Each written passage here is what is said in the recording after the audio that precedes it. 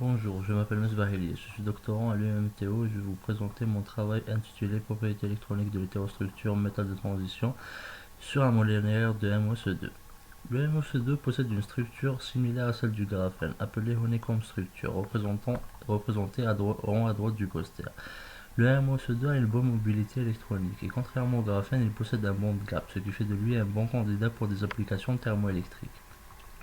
Pour nos calculs DFT, nous avons utilisé Quantum Espresso, avec les paramètres indiqués ici. Pour les calculs de conductivité, nous avons utilisé deux codes différents. Le premier KGEC utilise ces deux équations. Il a la particularité de calculer la conductivité sans avoir besoin d'estimer le temps de relaxation de taux.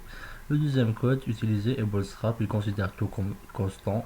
On l'a utilisé pour avoir des premiers résultats concernant l'effet Seebeck et le power factor, ce que ne fait pas encore KGEC. Notre structure après relaxation est représentée à gauche. Le fait d'ajouter une couche de métal de transition n'altère en rien la honeycomb structure du monolayer de MOSE2. La position la plus stable pour le métal de transition est au-dessus du molybdène pour tous les métaux étudiés. Nos résultats ont montré que le FeMOSE2 et le COMOSE2 sont tous les deux ferromagnétiques. Les deux systèmes sont demi-métalliques, possédant tous les deux un band gap pour les spin-up en rouge dans la figure, alors qu'il n'y en a pas pour les spin-down. Le NiMOSE2 est quant à lui semi-conducteur, avec un band gap indirect de 0,7 eV.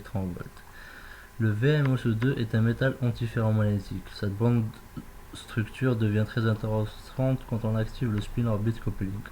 On voit ainsi que toutes les bandes aux environs des points K et K' se sont splittées.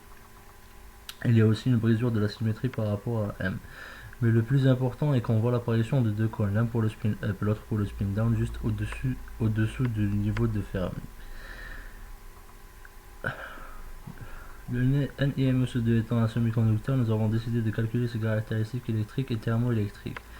La première courbe calculée par KGEC représente la conductivité en fonction de h bar oméga. On voit que le NiMOSE2 ici en bleu est bien meilleur conducteur que le monolayer de MOSE2 pour les énergies inférieures à 4 eV. On a aussi retrouvé que le coefficient de Seebeck du NiMOSE2 est égal à 1 mV par Kelvin à l'aide de Bootstrap.